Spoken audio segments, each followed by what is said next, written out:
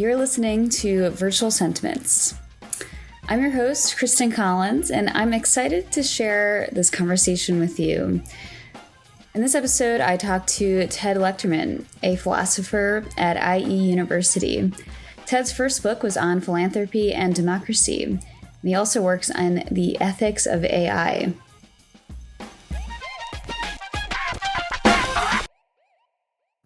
In an earlier episode with computer scientist Leilani Gilpin, we discussed her work on the technical and ethical challenges in building AI technologies, such as autonomous vehicles. And this conversation with Ted revisits those types of questions about safety, responsibility, and democracy, but from the perspective of political philosophy.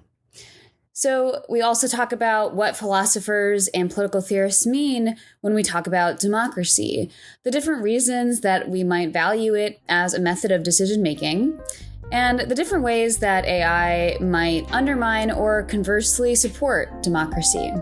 I hope you enjoy the episode.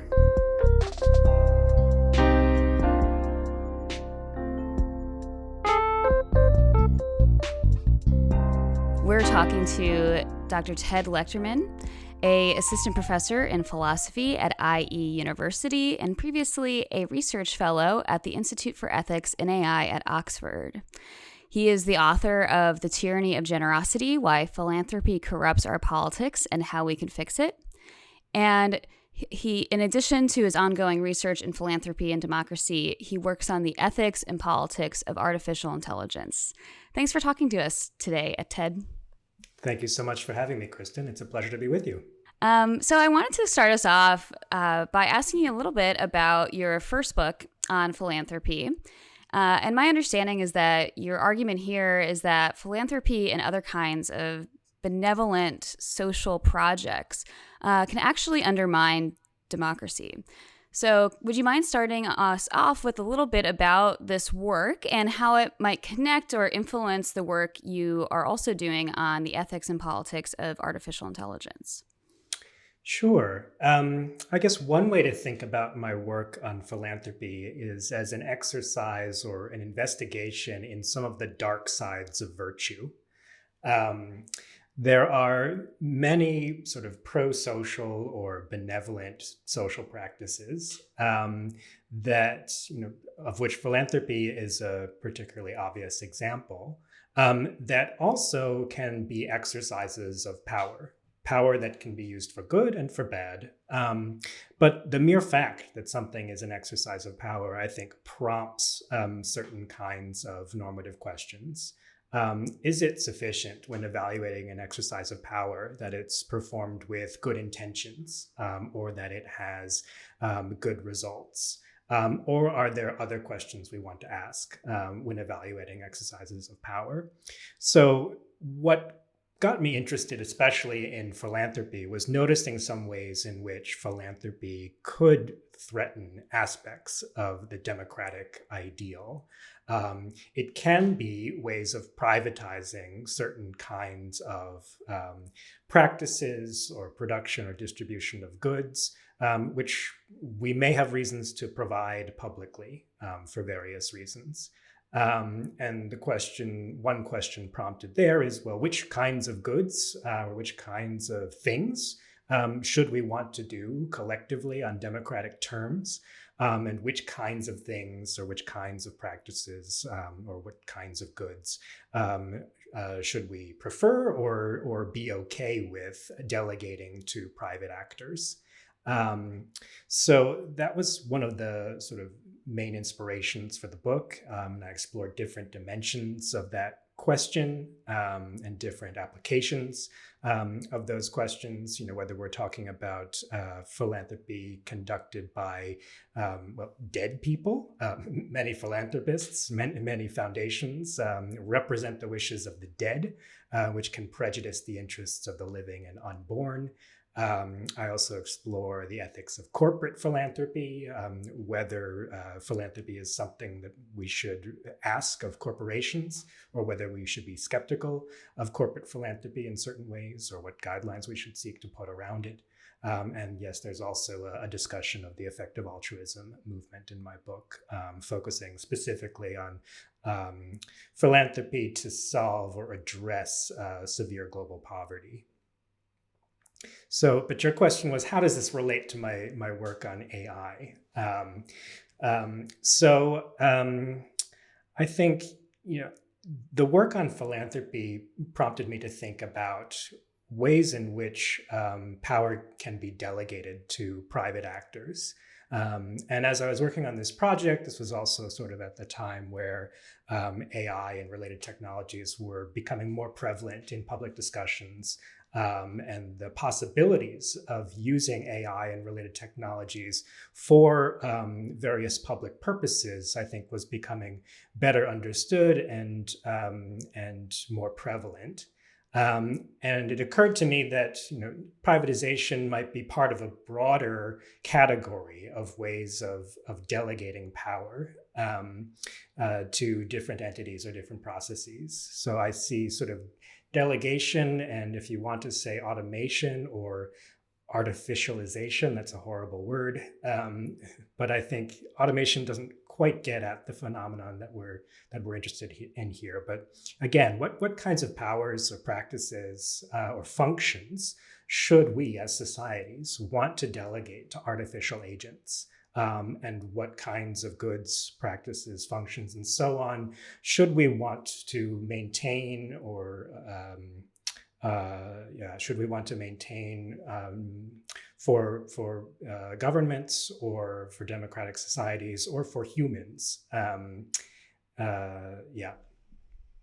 No, I think that's great. I think I totally see the connection between the idea of power being delegated or sometimes usurped or supplanted by private actors, and at the same time, the idea that that is also now happening with artificial intelligence. And often, I think with that, you get into a lot of thorny kind of biases, honestly, that we have, which is that technologies might be in some way superior to human judgment, but by being free of bias, by being more objective, by having this kind of quantitative backing to the decisions that are made. But I think, there's, of course, and we've talked about it a little bit in some of our other interviews about the issues with those types of visions of AI. And would you mind sharing a little bit about, what we should be thinking about the idea of when we delegate to artificial intelligence, maybe the technological, but also the kind of social and economic challenges involved in delegating power in that way? Why should we be hesitant? What should we be thinking about when we think about how AI might be used as a tool for power? Sure. We can think about some of the trade-offs involved. So just maybe to make this a bit more concrete, something I've been thinking about specifically is which kinds of elements of the political process or government functions we should be willing to automate in some way using AI, and some of the trade-offs involved in these kinds of decisions or design choices. I think there are good reasons to think that, let's just focus on the sort of extreme case of replacing democratic politics with an algocrat. Some form of super intelligent AI that has access to lots and lots of data, and can legislate and make executive decisions about political life without direct human input. I think that's a really good case for thinking about the value of democracy and human control more generally. So I think there's good reason to believe that such a system could be wiser than humans singly and collectively. It could certainly do away with certain cognitive biases that humans are prone to, and biases of other kinds. I think, such an algocrat would be less likely, maybe, to be racist or sexist, or have have biases of other kinds. I mean, its computational ability would be tremendous. And presumably it would be able to produce outcomes that human beings singly or collectively would simply just be unable to achieve. But I think, what this example also brings out is that there would be certain kinds of deficiencies.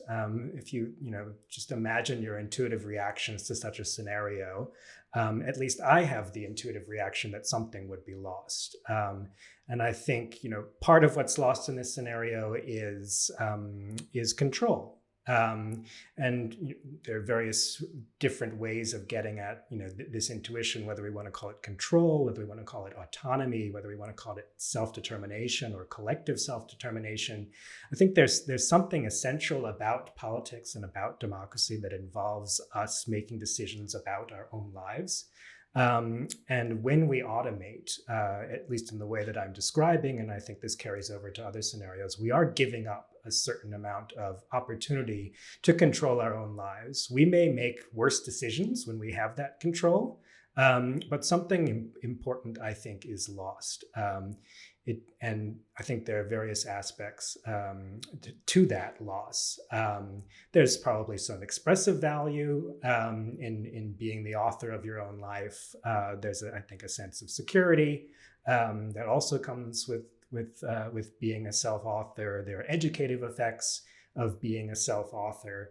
And maybe sort of all of these things plus more together help fill out what's valuable about self-control and about collective self-control, which I do think we lose when we automate certain things. And we do have to weigh in any particular automation decision how valuable this form of autonomy or self-control or self-determination is in comparison to the benefits that automation offers. And so I don't have fully worked out views on this topic, but I think, there might be certain kinds of, we could call them high stakes decisions. Either they're high stakes because they involve life or death issues, matters of basic justice, or they involve, central aspects of ourselves. And for these reasons, there are certain things we'd like to preserve for human judgment. And other things which are more mundane, more routine, that we should be willing to automate. And certainly, I think both with AI and with philanthropy and other topics that I work on, although I sort of come at these issues skeptically, I'm also not cynical, and I'm not a Luddite. I do see both the value of certain forms of privatization and automation, and I think these can and should be leveraged for the tremendous benefits that they offer, but of course critically, and with very strong sensitivity to the risks and trade-offs. I really appreciate that. And I think that you give a really great example and get into the kind of dilemmas that we're talking about here, because what I appreciate about your example is also that, and I think this is something that I appreciate about a lot of philosophers, is a willingness to imagine, okay, well, because a lot of the current debates are about the quality of automated decision-making and artificial intelligence, and how often there are still biases and problems involved, that epistemic benefits are still limited. But when we're thinking about the ethics and politics of these technologies and how they might become adopted and implemented in our policymaking, we have to also think about sort of a bigger picture here, that what if you could assume that the technologies did everything so well, that you solved the technical issues, and they actually were truly epistemically advantaged over a human being's cognitive judgments. That doesn't actually solve the problem. And as you've put it, because part of the problem isn't just the quality of governance, and it's not just the the limits of our knowledge and our judgment. It's also the idea that democracy reflects and facilitates something very important about a sense of self-control and autonomy. and that understood as in both an individual way, as an individual person having certain control over her life, but then also as a community having a collective sovereignty together and being able to make these decisions together as equal members of that community. I want to backtrack a little bit and sort of ask you about the different ways that people both in academia but also in the public might conceptualize democracy. What makes an institution democratic or a political community democratic, and how are the different ways that democracy can be defended? Sure. Well, let's start with defining our terms here. So when we talk about democracy, what are we talking about? I think a plausible working definition of democracy is some sort of decision procedure for collective decision making, where members of the procedure are treated as equals in some way. So that's a pretty flexible definition. Leaves open, what we're applying this decision to, whether we're talking and what the sort of locus of decision making is. Are we talking about a family? Are we talking about a club? Are we talking about a polity or a corporation? And any group could be a setting for democratic decision making. And that definition also leaves open in what way participants or members or subjects are treated as equals. Do they have equal opportunities to participate? That's one common conception, getting closer to a conception there, I think, of democracy. But democracy could also mean that people's interests are taken into account in some equal way, regardless of whether they're participants in the process itself. So, and then, there are, of course, different institutional designs, different ways of implementing such a system in practice, and different theories about what makes this practice or this process valuable or superior or legitimate. And I think it's safe to say that among political theorists and philosophers, working today, there's a very strong consensus that democracy is the most legitimate way of making collective decisions that have a coercive element to them, that are coercively enforced. So mainly we're talking about governments. That democratic governments have a special normative quality that other governments lack. And there's been a lot of debate recently, in particular, about why that is. So it's possible that the most common answer given to the question of what gives democracy its specific legitimacy or authority is an instrumental argument that democratic systems tend over the long term to get better results than other systems. People disagree about what makes results good. Democracy tends to lead to greater peace and stability than other governmental systems. It tends to produce better economic outcomes, higher GDP. Democracies tend to have less human rights abuses than other forms of state. So you could say maybe that democracies tend towards juster outcomes overall. So there are lots of people who think that democracy is valuable in virtue of the results that it produces. There's another school of thought that says, yes, democracies tend to generate good results. And if they didn't generate good results, that would be a reason for switching to another system. But that's not all, that there are other elements to democratic systems that help to explain their specific attractions. A particularly common view in the past few years is something like a social equality view, that because democracy distributes power equally, it allows us to stand in relationships of social equality, and it contributes to the realization of an ideal of social equality, which is especially valuable for human beings or beings like us who think of one another as moral equals, and that any other system necessarily awards a differential amount of power to different people. And this is something that's very difficult to reconcile with the sort of fundamental Enlightenment ideal of the moral equality of persons. So oligarchies, dictatorships, and so on necessarily involve giving a subset of the population more power than others, and this is just very difficult to justify, no matter what the outcomes are.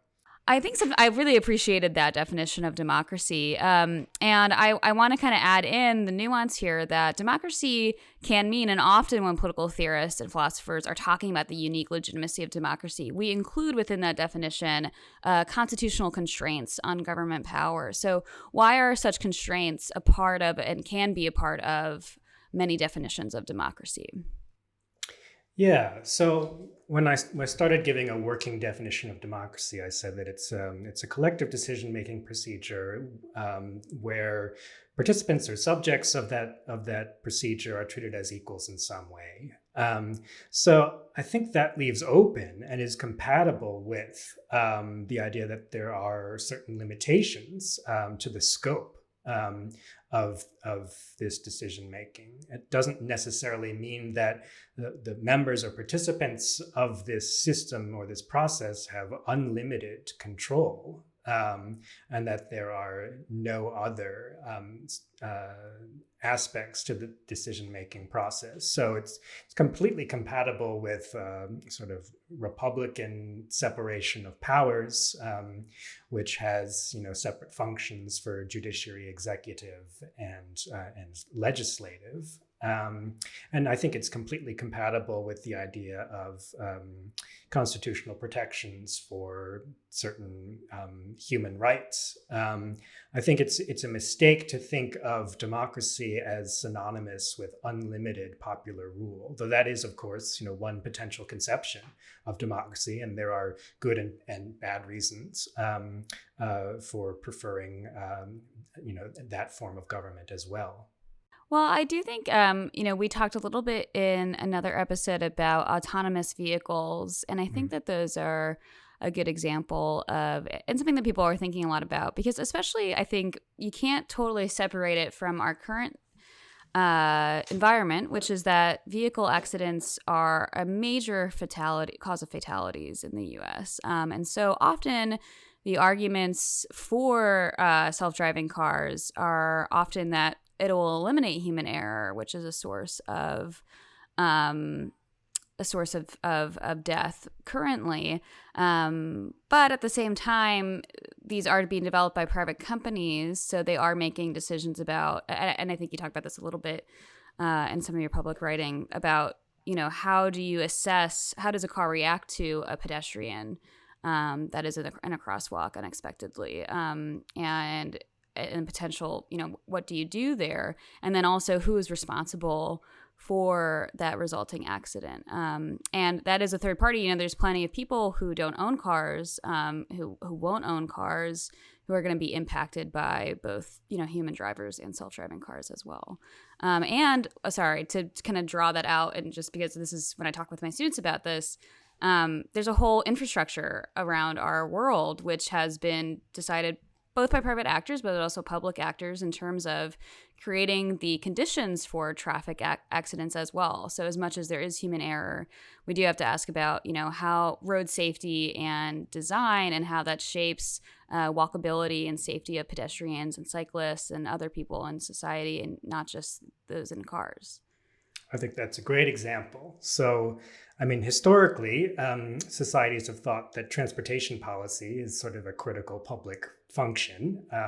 It's the kind of thing that we all have an interest in having a say about. We all have an interest in what happens on the road because we all use the road, or are affected by what happens on the road in various ways. And now, we have an interesting and potentially, beneficial form of technology that could change transportation in various ways, maybe largely for the better. But there are, of course, various trade-offs involved and various questions about how the both good and bad effects of this technology are distributed. And so one question that occurs to me with self-driving cars is, who should decide all of the various policy questions involving this new technology? Or how should the different policy choices be distributed or delegated to different kinds of stakeholders? And I think what I've noticed in the past few years is that most of these decisions are just being made by the car companies themselves. So they're deciding how to program the algorithms to decide whether to run over a cyclist or swerve and pound the car into a concrete divider. And various other kinds of decisions about crash optimization, as well as route optimization. So should the car take the fastest route to get to the airport, even though this means driving through an underprivileged community and subjecting that community to greater congestion, noise pollution, all of the various hazards of driving, or should it take maybe a longer route that takes the interests of this community into account, but maybe is less convenient for the passengers?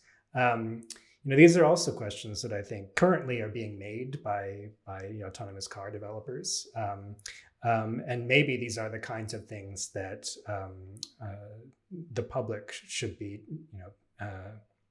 having some kind of influence over instead.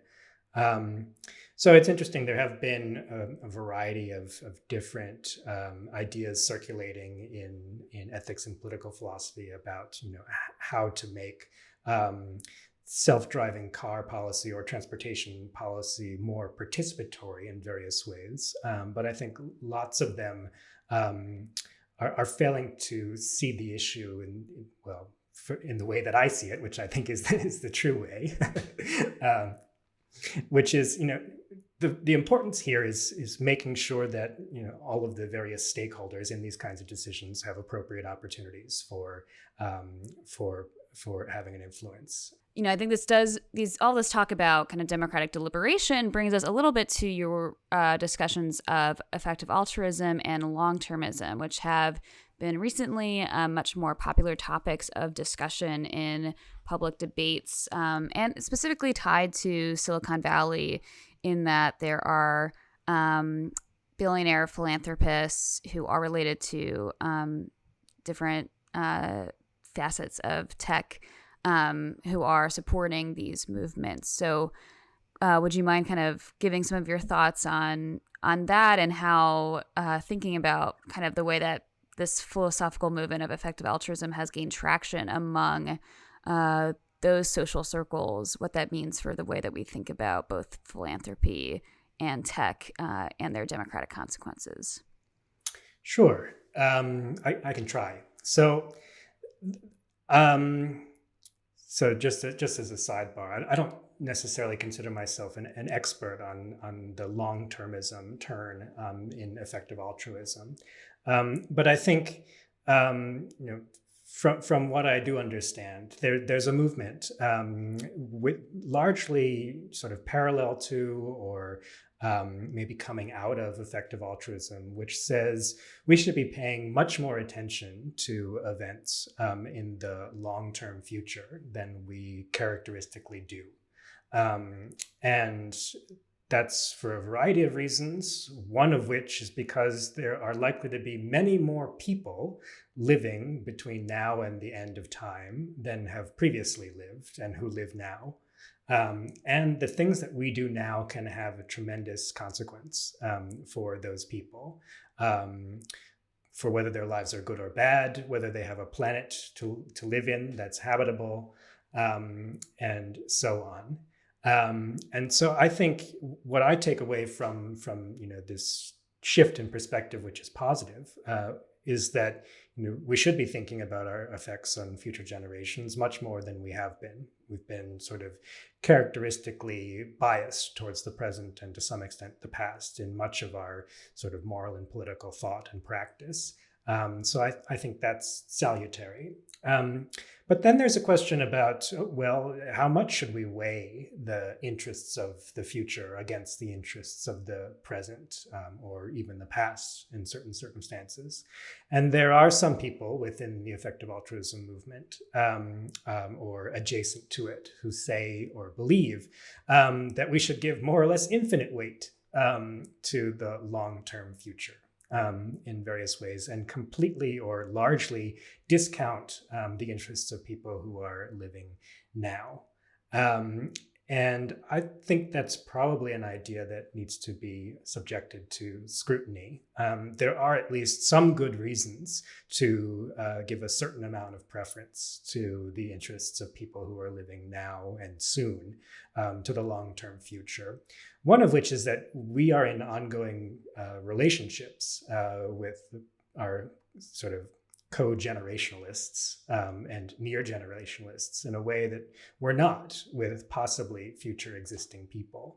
So we mutually subject one another to coercive institutions and economic practices and actively shape one another's lives, which can ground, certain duties of fairness or rectification or assistance that we might not necessarily have in the same way or to the same extent with possibly existing future people, or probably existing future people.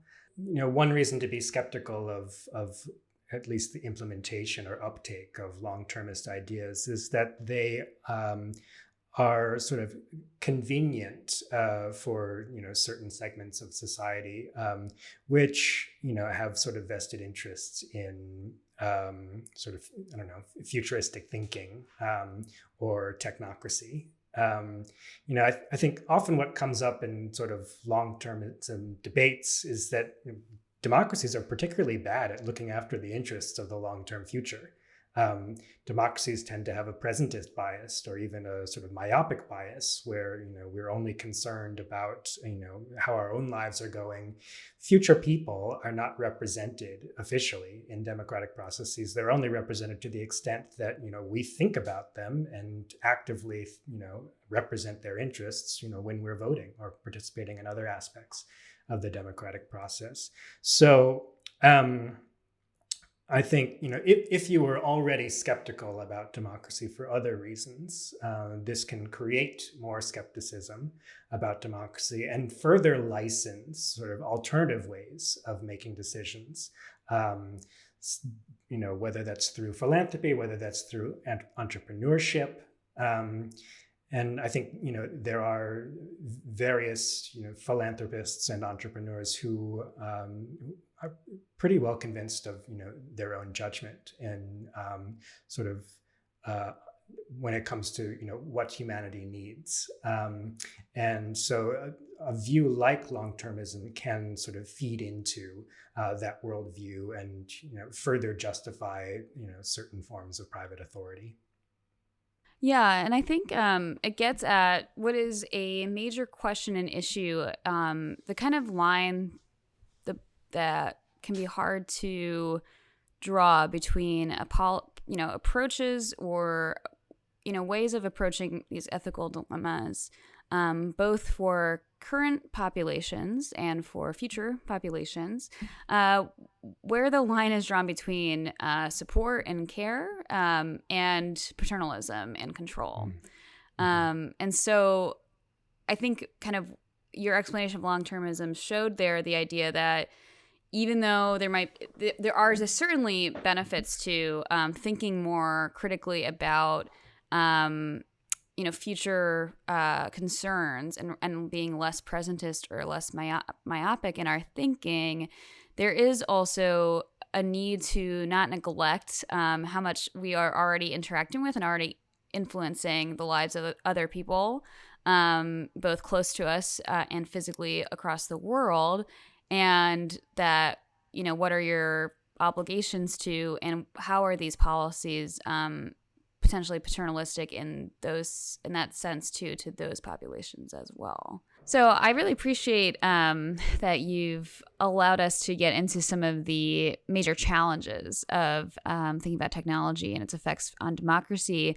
But I understand that you also have some thoughts on how technology can actually help facilitate democratic life. Would you mind walking us through some of those ideas? Yes, I'd be glad to. So, I mean, there are a variety of ways that people are thinking and experimenting about and with various forms of AI to enhance democratic and deliberative processes in various ways.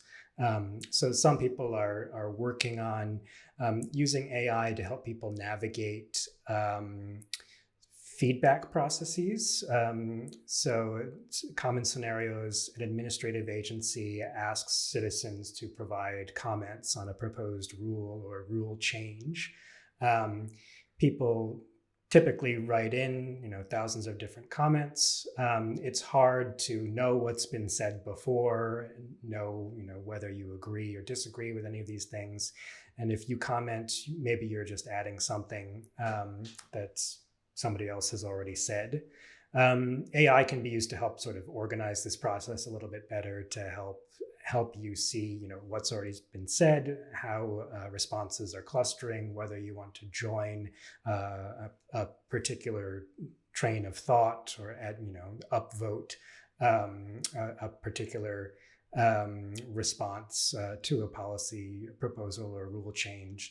And in various ways, sort of better organize processes of sort of note and comment that is applied by many different kinds of government agency.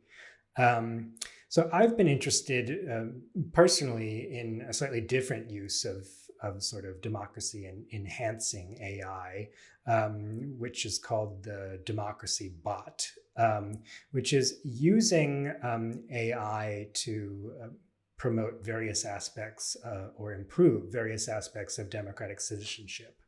So it's possible, at least theoretically, to use AI as moral and political advisors for citizens. So imagine, having an app, which is a sophisticated AI model, which takes certain inputs that you give it about you and about your beliefs, and then helps you appraise, reevaluate, and reflect on those beliefs to determine sort of a stronger sense of your political convictions and a more sort of fully worked out set of political views and preferences, maybe on areas which you haven't thought about before. So it can sort of extend your mind in various ways. It can also challenge you to determine sort of the consistency of your political beliefs and compare your beliefs to externally verifiable facts, as well as compare your beliefs with the beliefs of people like you, different peers who are connected to you in some relevant way. So that's sort of the first step, of using AI as a way of further reflecting, of educating ourselves as citizens, and further fleshing out our views on issues we haven't thought about before or don't have time to think about. I think one of the benefits of this form of technology is that there are thousands and thousands of laws debated and passed every day, but because we have busy lives for good reasons, we're doing other important things, we don't have the time to think about every possible issue. Many issues are very technically complex. But harnessing the power of AI could give us an opportunity to have kind of sensible opinions about many of the things that are debated and passed every day. And when there are opportunities for us to register our preferences about these things, our democracy bot could help us do so. So, you can imagine a government agency asking for feedback on 1,000 different, policy proposals or changes. And then in an instant, your bot, having developed a fully, robust profile of your political views, could then transmit your views on all of these policy questions and provide sort of rich and and well-grounded feedback on important rule changes. You could use your bot to sign all of the relevant change.org petitions that are out there, vying for your support. And so I think, this is an interesting thought experiment and worth thinking about potential applications, potential trade-offs, potential drawbacks of, using something like this. And of course, so I'm skeptical of completely automating democratic citizenship. There are some people who advocate, for instance, replacing parliamentary representatives with something like I'm describing, by just using bots that represent our interests and negotiate with other bots. Some people think that we can do away with representative government and realize direct democracy in its purest form. I'm skeptical of this, but I think there are certain potential positive uses of this technology and also trade-offs to be weighed, like potential losses of deliberation, potential losses of the human and social element to political decision making. But yeah, this is an active area of research for me, and I'm excited to see where it goes. Yeah, no, that sounds fascinating. And I really, I appreciate, again, a lot of nuance, which is always great. But I think it's true that I think imagining more democratic visions that actually, see the possibilities of using artificial intelligence and other digital technologies to enhance democracy and also enhance our own lives and our own judgment is very promising. And you can do that without, and as you said, you can still be very sensitive to the drawbacks, the trade-offs. But I think also part of what that gets back to in terms of what we've been talking about is really embracing the democratic and pluralistic nature of our society, where I think people who are not necessarily, benefiting from rounds of VC funding can still think about the possibilities here and maybe shape some of those ideas too. So I really appreciate that. And also, actually, I'll just say, I really like this idea. It's very striking, and I hadn't really seen anything like that about the idea of like a democratic bot who's almost like a mirror self of ourselves that can help us refine or deliberate on our own judgments and beliefs. And it actually really reminds me of Adam Smith's notion of the impartial spectator, which I work on. And of course, there's a lot of questions with that too. Is the impartial spectator, which is this model of kind of the conscience within us, how much is that shaped by our society around us, social norms, our peers and what they think of us, versus is there something more enduring, more transcendent over conventionalism that is supposed to be embodied in this? But I do think, regardless of those open-ended questions, it does get at this idea that even within ourselves as individuals, we are deliberating. We are figuring out who we are and how we want to see and approach the world. And the idea that we, both in the way that our conversations with each other and in democratic settings, can help kind of shape those ideas. There might be some ways in which we can use technologies to in that process of both, again, kind of self-development and self-understanding, but then also toward those political goals of democracy and collective decision-making too. Thank you so much for sharing that with us and for really great discussion on a lot of important and challenging topics.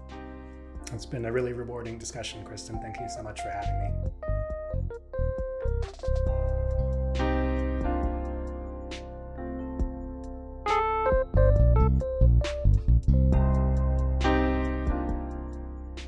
I think this episode turns on this theme of what happens when we delegate power.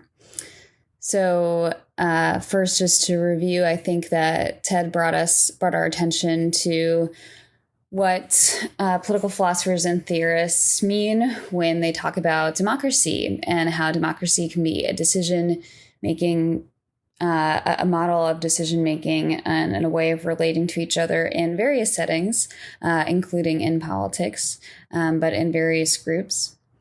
And he also helped us return to questions, policy questions, and ethical questions relating to autonomous vehicles, as well as more broadly thinking about how even if these are ultimately currently developed by private actors, have already impacted the public's lives in very visceral ways. And so thinking about who is making these design choices and how they impact the community at large, and whether and to what extent and how the public and can influence and ensure safety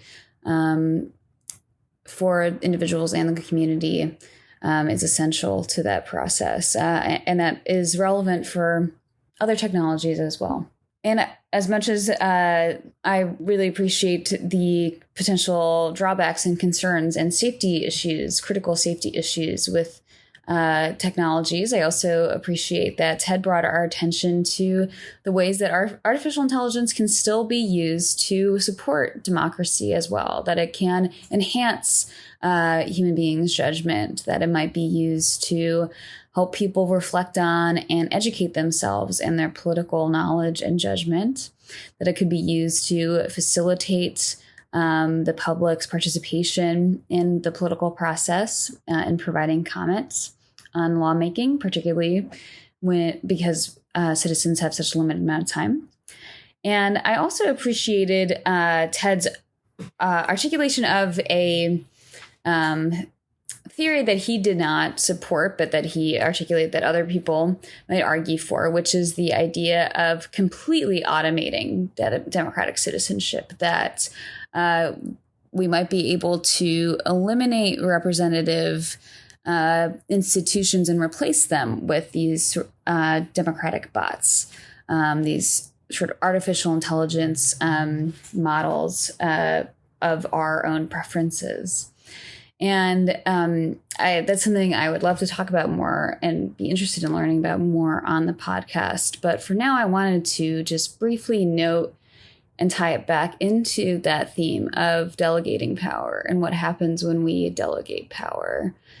Because it occurs to me that it's worth mentioning that the same type of questions and concerns that one might have when delegating power, whether to a private actor, whether to a government, whether to a bot, or representative institutions, similar concerns will rise. So when a lot of the complaints about representative institutions then get transformed into a complaint that one might have about artificial intelligence, or think of it this way, the same type of issues, the same type of concerns of accountability and responsibility, and what kind of design choices are being made behind the curtain, let's say, about our autonomous vehicles could similarly be made and expressed in concern. You have the same type of concerns about the design of the bots that would be used in this sort of alternative approach to democratic politics. So the same type of issues with delegating power and ensuring democratic process works to enact our interest true to what we want remains. It just shifts from representative institutions to the concerns with those developing the technologies used instead.